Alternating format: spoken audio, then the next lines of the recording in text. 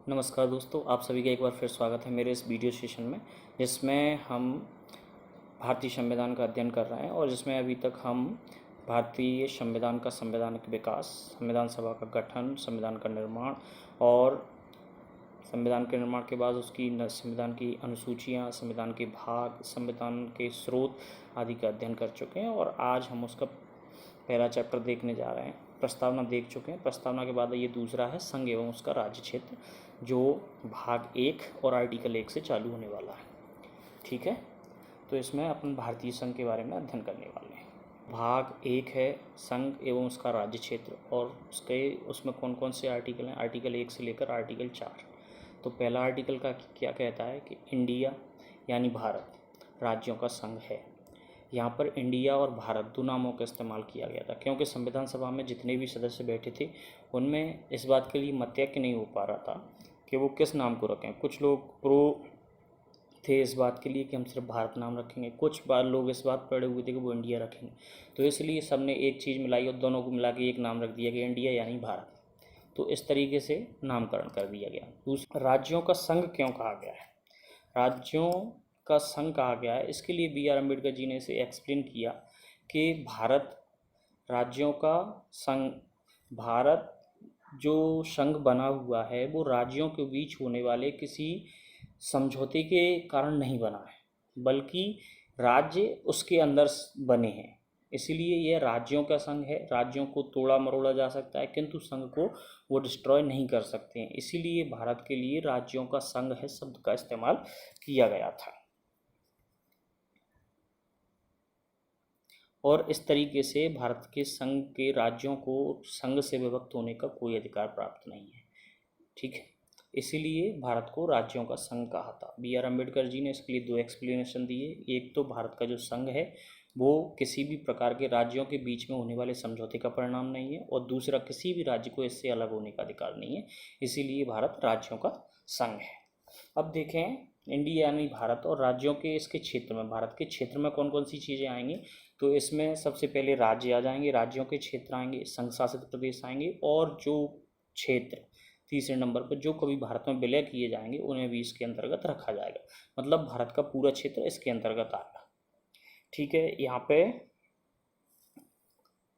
हम ये देख लें, भारत के क्षेत्र और भारत के संघ, भारत का संघ, दो कंफ्यूजिंग टर्म रहती हैं, एक भारत का क्षेत्र और भारत का संघ।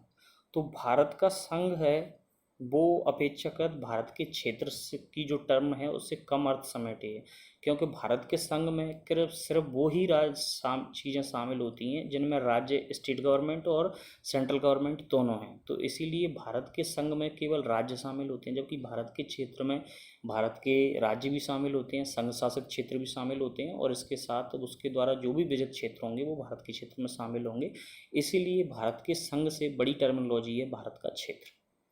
ठीक है, और इसमें चूंकि राज्यों को संघ से अलग होने का अधिकार नहीं है, इसीलिए इसे अविनाशी राज्यों का विनाशी संघ बोला जाता है।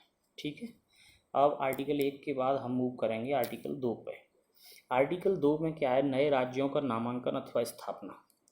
तो इसमें नए राज्यों की नामांकन अथवा स्थापना, तो ये आर्टिकल संसद को दो प्रकार की शक्तियां प्रदान करता है।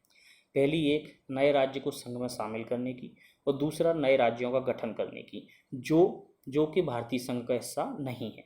मतलब इस बात का विशेष ख्याल रखना है कि आर्टिकल 2 उन राज्यों के संबंध में बात करता है जो कि भारतीय संघ के वर्तमान में हिस्से नहीं है, और संसद को दो तरीके की शक्तियां देता है कि संसद चाहे तो नए राज्य को, जो कि पहले से एग्जिस्ट करता है, मान लो कोई और राज्य है तो उसे भारतीय संघ का हिस्सा बना ले, एक शक्ति, और दूसरी वो शक्ति है जिसे अभी तक राज्य का ही दर्जा नहीं मिला है और उसे भारतीय संघ में शामिल करे और नए राज्य का निर्माण कर ले। तो ये शक्ति किसके पास है? संसद के पास होगी। और ऐसे पावर उसे कौन देता है? आर्टिकल 2।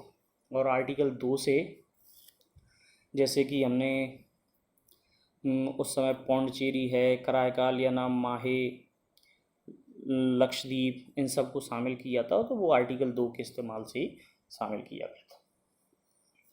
यहाँ विशेष देखने वाली बात यह है कि आर्टिकल 2 उन राज्यों के बारे में बात करता है जो भारतीय संघ के हिस्से नहीं है। ठीक है, अब चलते हैं आर्टिकल 3 पर।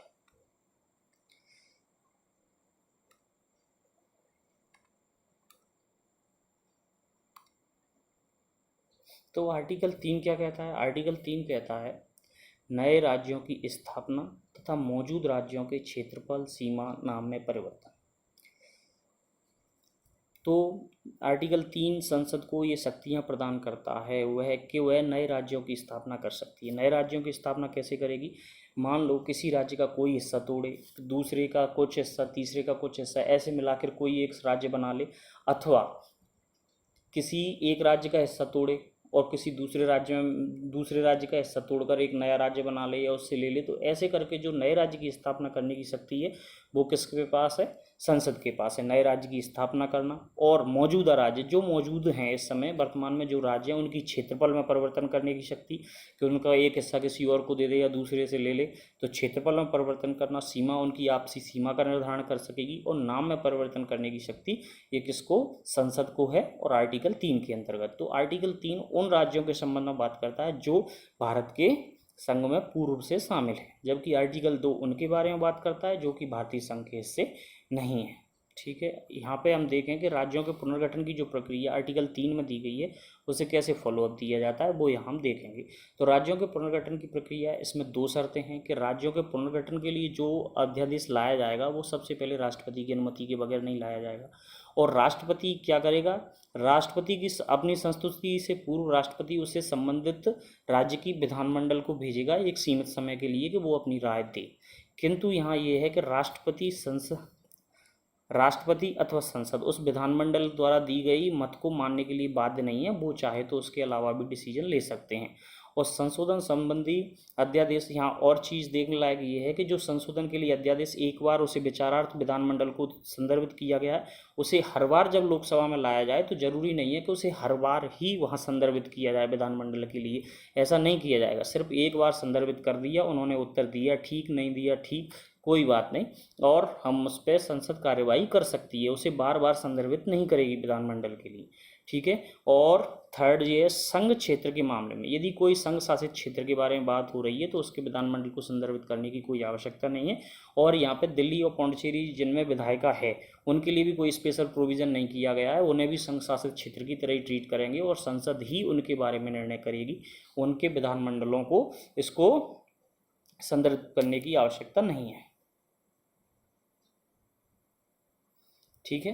अब आर्टिकल 4 आता है। तो आर्टिकल 4 क्या कहता है कि अनुच्छेद 2 और 3, अनुच्छेद 2 जो कि संघ के हिस्से नहीं है उनके लिए, और अनुच्छेद 3 जो कि संघ के हिस्से हैं उनके लिए था। तो अनुच्छेद 2 और 3 के अंतर्गत बनाए गए कानून जिनके द्वारा पहली और चौथी अनुसूची याद करें। पहली अनुसूची में क्या था? संघ और उसके राज्य क्षेत्रों के नाम और राजधानियों की लिस्ट है पहली में, और चौथी में क्या है? उनके लिए राज्यसभा सदस्यों की सूची। तो 2 और 3 के अनुसार जो भी परिवर्तन किए जाएंगे तो उससे पहली और चौथी अनुसूची में पूरक और आनुषंगिक, मतलब जितना उसमें परिवर्तित किया जाएगा उतना आनुषंगिक रूप से किसमें? पहली और चौथी अनुसूची में परिवर्तित किए जाएंगे, संशोधन किया जा सकता है। और यहाँ ये भी बताया गया कि अनुच्छेद 2 और 3 के परिवर्तनों को 368 के तहत संविधान संशोधन नहीं माना जाएगा, बल्कि इसे सामान्य बहुमत से साधारण विधायी प्रक्रिया से पारित किया जाएगा। ठीक है। तो जब ये बात हो गई कि आर्टिकल 2 और 3 के तरह सीमा परिवर्तित करने, 3 के तहत सीमा परिवर्तित करने, नाम परिवर्तित करने, क्षेत्र विस्तार वगैरह के अधिकार संसद के पास हैं, और इसके लिए 368 के तहत कोई भी संविधान संशोधन की करने की आवश्यकता नहीं है, और इसे केवल एक सामान्य बहुमत से साधारण विधायी प्रक्रिया के रूप में किया जा सकता है। तो सरकार ने क्या किया कि 1958 में, जैसा कि हमें पता है 1947 में भारत विभाजन हुआ, तो उस दौरान भारत और पाकिस्तान के मध्य सीमा विभाजन के लिए एक रेड क्लिफ आयोग बनाया गया जिसने सीमा निर्धारण किया। तो वो रेड क्लिफ ने सीमा निर्धारण पूरी तरीके से ढंग से नहीं किया, उन्होंने सिर्फ मैप पर लाइन खींची, जिससे बाद में अवस्थाएं फैली, कईयों लोग बेघर हुए, कईयों गांव उजड़े और लोगों में लड़ाइयाँ हुई। तो ऐसा ही बांग्लादेश के साथ, बांग्लादेश वाली जो पूर्वी पाकिस्तान की सीमा है उसमें भी ऐसी स्थिति थी। तो एक बेरूबारी नाम की जगह थी जिससे नेहरू और नून के बीच में समझौता हुआ था 1958 में, उसे एग्जीक्यूट करने के लिए। जैसे 1947 में बना था कौन सा? रेड क्लिफ अवार्ड, फिर उसके बाद में एक और बग्गे अवार्ड बना था, उसे फॉलोअप देने के लिए ये नेहरू नून समझौता हुआ था 1958 में। तो उसे ही एग्जीक्यूट करने के लिए बेरूबारी को सरकार चाहती थी कि पूर्वी पाकिस्तान को दे दिया जाए, किंतु उस पर मुकदमेबाजी हुई और सुप्रीम कोर्ट से इस बात में संदर्भ मांगा गया कि क्या संसद को शक्ति है कि वो किसी क्षेत्र को दूसरे देश को सौंप सकती है। तब कहा कि उपरोक्त जो भी शक्तियां हैं वो आपको भीतरी तौर पर परिवर्तन करने के लिए प्रदान की गई हैं, ना कि आप भारतीय संघ की भूमि को किसी और को अंतरित करने के लिए। तो इसीलिए जब भी ऐसा अंतरित करने के लिए बोला जाएगा तब आपको संविधान संशोधन अधिनियम के तहत उसे पारित करना होगा और इस बेरुबारी को पूर्वी पाकिस्तान को सौंपने के लिए 9वां संविधान संशोधन 1960 किया गया था, संदर्भित किया गया था। लेकिन इसी के साथ ही 1969 में दोबारा सर्वोच्च न्यायालय द्वारा एक व्यवस्था दी गई। इसमें कहा था कि यदि दो देशों के बीच सीमा निर्धारण संबंधी कोई विवाद है तो उसके निर्धारण के लिए एक कार्यकारी दल एग्जीक्यूटिव कमेटी गठित की जा सकती है और वो आपस में उसका निर्धारण कर सकती है, किंतु इसमें किसी भी भारतीय क्षेत्र को किसी दूसरे देश को अंतरित करना शामिल नहीं है। वो कार्यकारी प्रक्रिया के तहत नहीं होगा, उसके लिए आपको संविधान संशोधन ही करना पड़ेगा। यहाँ पे देख लेते हैं वो हम बांग्लादेश के साथ जो स्थिति पैदा हुई थी वो ये था कि 1947 में रेड क्लिफ अवार्ड आया, उसने भारत को विभाजित किया मैप पर, उससे बहुत सारी समस्याएं हुई और अभी तक वो बांग्लादेश के साथ सीमा निर्धारण अभी तक भी नहीं हो पाया था, उसमें कुछ चीज़ें अभी भी रह गई हैं, तो उसके साथ बहुत सारे कॉन्फ्लिक्ट होते रहते थे सीमावर्ती क्षेत्रों में। तो उसे निवारण के लिए प्रक्रिया चालू हुई और 1950 में बग्गे अवार्ड आया, जैसा हमने वो अभी बताया था। फिर 1958 में इसको बग्गे अवार्ड को फॉलोअप देते हुए नेहरू नून समझौता हुआ और जैसे ही उन्होंने बेरुबारी को नेहरू जी ने ट्रांसफ़र करने की कोशिश की तो उस समय क्या समस्या पैदा हो गई, उस पर मुकदमेबाजियाँ हुई और आखिर में 9वें संविधान संशोधन 1960 के द्वारा बेरुबारी को 1960 में सौंपा गया। फिर 16 मई 1974 को एक और समझौता होता है कि अब हम इसे ठीक करेंगे, बांग्लादेश के साथ सीमा विवाद को निवारण करेंगे। फिर उसके फॉलोअप में 6 सितंबर 2011 को प्रोटोकॉल हस्ताक्षरित होती है, कार्यकारी समिति बनती हैं, वो उसे डिसाइड करते हैं और फाइनली 100वां संविधान संशोधन 2015 होता है, जिसके द्वारा क्या किया जाता है, 111 एनक्लेव्स जो भारत की तरफ थे किंतु वो बांग्लादेश के थे, तो नहीं मतलब इंडिया के थे, बांग्लादेश की सीमा में थे, तो वो एनक्लेव्स इंडिया ने उन्हें सौंप दिए। उनके 51 एनक्लेव्स जो इंडिया की सीमा में थे किंतु वो अभी भी बांग्लादेशी कहला रहे थे, तो इसलिए वो उन्हें दे दिए गए। अब आपके साथ ये समस्या पैदा हो सकती है कि आप समझें कि एनक्लेव्स क्या हैं। तो एनक्लेव्स क्या होता है कि मान लो ये सीमा है, तो इसमें ऐसे कुछ क्षेत्र रह जाते हैं दूसरे की तरफ या अपनी तरफ रह जाएं, तो उन्हें हम एनक्लेव्स बोलेंगे। मान लो इधर बांग्लादेश है और इधर इंडिया है, तो जब बांग्लादेश का ये एनक्लेव है, ये लोग बांग्लादेशी हैं, मान रहे हैं अपने आप को बांग्लादेशी, रह रहे हैं लेकिन इंडिया में, इनके पास ना तो कोई आईडी कार्ड है, ना वहाँ की सोशल सिक्योरिटी मिल रही है, इन्हें बहुत समस्या हो रही है। तो ये लोग क्या करेंगे, ये लोग इन्फिल्ट्रेशन पैदा करते हैं और तस्करी करते हैं, लूट मार, तो ऐसी समस्याएं पैदा हो रही थी दोनों तरफ से, और इस तरीके से जो बॉर्डर सिक्योरिटी फोर्स लगा है वो भी इसे वो नहीं कर पा रहा था। तो इन समस्याओं से निवारण के लिए 100वां संविधान संशोधन 2015 लाए और ऐसे 111 एनक्लेव्स इंडिया ने बांग्लादेश को दे दिए और ऐसे 51 एनक्लेव्स बांग्लादेश ने इंडिया को सौंप दिए। इस तरीके से ये एनक्लेव्स का आपस में निपटारा हुआ। ठीक है, अब आगे चलते हैं। अब हम देख चुके हैं भारत और संघ एवं उसका राज्य क्षेत्र, इसके बारे में देख चुके हैं। अब देखेंगे कि वर्तमान स्थिति तक कैसे आए, केंद्र शासित प्रदेशों और राज्यों का उद्भव कैसे हुआ। तो जैसे ही 1947 में भारत आज़ाद हुआ, उस समय क्या था, ब्रिटिश प्रांत थे जिनमें अंग्रेजों का शासन, देसी रियासत थी, तो वो थी तो राजाओं के अधीन, किंतु वो सब राजा किससे संबंध थे, अंग्रेजों के साथ संबंध थे। फिर आता है भारत स्वतंत्रता अधिनियम 1947। तो भारत स्वतंत्रता अधिनियम 1947 ने उन्हें छूट दी कि वो या तो भारत में शामिल हों या पाकिस्तान में शामिल हों और या वो स्वतंत्र हैं। तो उस समय जो भारत क्षेत्र में आने वाली 552 देसी रियासतें थीं, उसमें से 549 देसी रियासतें बहुत इजीली इस बात के लिए भारत में मिलने के लिए तैयार हो गई। केवल 3 रियासतें ऐसी थी जिन्होंने मिलने से मना किया था, वो थी जम्मू कश्मीर, जूनागढ़ और हैदराबाद। जिसमें जम्मू कश्मीर को जब कबायली आक्रमण हुआ तो राजा हरि सिंह ने विलयपत्र पर हस्ताक्षर करके भारत में मिलना स्वीकार किया।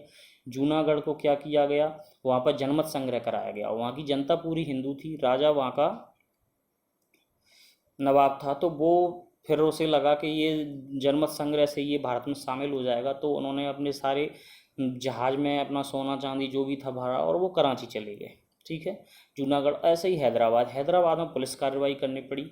वहाँ पर निज़ाम इस बात के लिए कभी राजी नहीं हुए कि वो उसे देंगे। आखिर में वहाँ बहुत बहुत कुछ हुआ और पुलिस कार्रवाई के नाम पे तब उसे बड़ी मुश्किल से हैदराबाद को भारतीय संघ में शामिल किया जा सका, और इस तरीके से पूरी 552 देसी रियासतों को भारत में शामिल कर लिया गया। इसके बाद क्या होता है कि 1950 में कि भारतीय संविधान जब आया तो उसमें राज्यों को 4 श्रेणियों में बांटा गया, ए, का, खा, गा और घा। ठीक है। लेकिन ये जो इससे पहले जो भारत पाकिस्तान के साथ जो देसी रियासतें शामिल हुई हैं, ये पूरी तरीके से अस्थायी व्यवस्था थी। इसमें कोई भी सेटअप ऐसा नहीं था कि स्थायित्व हो। तो इसके लिए क्या समय क्या था, भाषाई आधार पर विभाजन की मांगें उठने लगी थी। तो क्या हुआ कि 1948 में एस के धर की अध्यक्षता में भाषाई प्रांतीय आयोग की नियुक्ति की गई, और उसने जून 1948 में उसका गठन किया गया। दिसंबर 1948 में उसने रिपोर्ट दे दी और बोला कि नहीं, केवल प्रशासनिक सुविधा की दृष्टि से राज्यों का गठन किया जाएगा। इससे लोगों में और इंटेंस हो गई उनके विभाजन की फीलिंग कि हम तो कह रहे थे कि भाषाई आधार पर वो व्यवस्थाएं देखो, और आप तो उल्टा बोल रहे हो कि प्रशासनिक आधार पर होगा जो होगा। तो लोगों में और विरोध हुआ। तो उसके लिए फिर कांग्रेस ने अपनी तरफ से प्रयास करने की कोशिश की। तो कांग्रेस ने क्या किया, दिसंबर 1948 में कांग्रेस ने एक जेबीपी कमेटी बनाई। जेबीपी कमेटी के नाम में ही सारे लोगों के नाम छुपे हुए हैं, जवाहरलाल नेहरू, वल्लभ भाई पटेल और पट्टाभी सीताभी रमैया। ये जेबीपी कमेटी कांग्रेस ने अपनी निजी समिति बनाई। किस बात के लिए, कि भाषाई आधार पर प्रांतों का क्या करना चाहिए, उसके लिए उन्होंने ये कमेटी का गठन किया। लेकिन इस कमेटी भी वो भी बहुत ज़्यादा देश के लिए इंटेंस हुए बैठे थे, सारे लोग भारी राष्ट्रीयता से भरे हुए थे। तो उन्होंने भी वो डिसीजन लिया, नहीं नहीं, कुछ नहीं होगा भाषाई आधार पर, सब प्रशासनिक आधार पर होगा। प्रशासनिक आधार भाषाई आधार पर ऐसे देश को नहीं बांटा जाएगा। ठीक है। और अप्रैल 1948 में उनकी भी रिपोर्ट, 1949 में उनकी रिपोर्ट आ गई और उन्होंने भी इस बात से मना कर दिया। लेकिन जो लोग सुविधा के कारण ऐसे अड़े बैठे थे, उनके लिए ये सब चीज़ें झेल पाना संभव नहीं था। फिर क्या होता है कि भाषाई आधार पर जैसे ही 1949 में ये रिपोर्ट आई, आंध्र में इस बात की मांग तेज हो गई कि भाषाई आधार पर हमें तमिल भाषी मद्रास से अलग करके एक तेलुगु भाषी आंध्र प्रदेश का अलग से गठन किया जाए। और इसके लिए क्या बड़े ज़ोर शोर से हड़तालें हुई, और उसमें से पोट्टी श्री रामालू एक कांग्रेस के नेता थे, जिनकी 56 दिन तक अनशन पर बैठे रहने के कारण मृत्यु हो गई। तो भारत सरकार को उस समय घुटनों पर आना पड़ा। उस चीज़ को कवर करने के लिए 1953 में भाषाई आधार पर पहले राज्य का गठन किया गया, वो था आंध्र प्रदेश राज्य। अब जैसे ही कोई एक राज्य सिर्फ इस आधार पर गठित होता है, भाषाई आधार पर, तो दूसरे राज्य भी इस मांग में और कूद पड़ते हैं, और उन्हें भी इस बात से बल मिलता है कि जब एक राज्य का गठन हो सकता है तो फिर और भी राज्य इस आधार पर गठित किए जा सकते हैं, हम क्यों इस समस्या के साथ दो चार। तो फाइनली इस आधार पर क्या किया गया कि दिसंबर 1993, अक्टूबर 1993 में आंध्र प्रदेश का गठन हुआ, और दिसंबर 1993 में फजल अली की अध्यक्षता में एक राज्य पुनर्गठन आयोग का गठन किया गया, जिसके अन्य सदस्य कौन कौन थे, के एम पाणिकर और पंडित हृदयनाथ कुंजरू। इस आयोग ने अपनी रिपोर्ट दी 1955 में, राज्य पुनर्गठन आयोग ने 1955 में। और उस 1955 की रिपोर्ट की में इन्होंने इस बात को स्वीकार किया, इन्होंने राज्यों के पुनर्गठन के लिए भाषा मुख्य आधार तो स्वीकारा, किंतु उन्होंने कहा कि ऐसा भी नहीं हो सकता कि सिर्फ एक राज्य के लिए एक भाषा, क्योंकि फिर तो भारत में बहुत सारी बोलियां जाने कितने टुकड़े करने पड़ जाएंगे, तो वो समस्या हो जाएगी। तो इसीलिए मुख्य आधार तो भाषा रखी जाए, किंतु ऐसा भी नहीं हो कि एक राज्य एक भाषा बनाई जाए, तो ये अस्वीकार कर दिया गया। फिर किया था कि सब में इस बात का ध्यान रखा जाए, किसी भी राज्य के पुनर्निर्माण में राष्ट्र की एकता, सुरक्षा, भाषाई सांस्कृतिक एकीकरण और प्रशासनिक तर्क और लोक कल्याण पर भी ध्यान देना, ये 4 मुद्दों पर भी ध्यान देना जरूरी होगा। उक्त आधार पर उन्होंने कहा कि 16 राज्य और 3 केंद्र शासित प्रदेशों का गठन कीजिए। ये किसने बोला, 1955 की अपनी रिपोर्ट में, जो 1953 में भाषाई आधार पर राज्य पुनर्गठन आयोग, जो फजल अली की अध्यक्षता में गठित किया गया था, उसने बताया कि आप 16 राज्य और 3 केंद्र शासित प्रदेशों के गठन की सलाह दी। उसकी सारी बातें मान ली गई ज़्यादातर, केवल उसमें ये किया गया, इस आधार पर राज्य पुनर्गठन अधिनियम बनाया गया 1956 और 7वें संविधान संशोधन 1956 किए गए और 1 नवंबर 1956 को 14 राज्य और 6 केंद्र शासित प्रदेशों का निर्माण किया है। अब यहाँ एक सोचने वाली बात ये है कि जब हम राज्यों का ही पुनर्गठन कर रहे थे तो उसके लिए हमें संविधान संशोधन की कोई आवश्यकता नहीं होनी चाहिए थी, बल्कि हम यहाँ पे ये पढ़ रहे हैं कि राज्य पुनर्गठन अधिनियम 1956 और 7वें संविधान संशोधन 1956।